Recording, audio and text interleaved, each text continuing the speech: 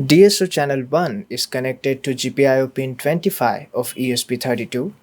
DSO channel 2 is connected to the GPIO pin 26. These both GPIOs are producing the sine waveform using DAC.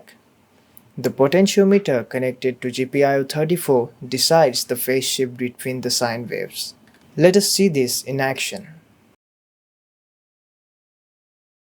I am shifting the sine waveform second by 180 degrees.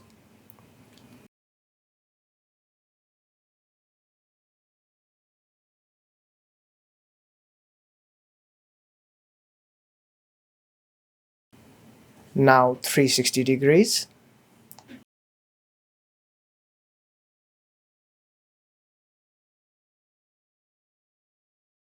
Let us go back to 0 degrees.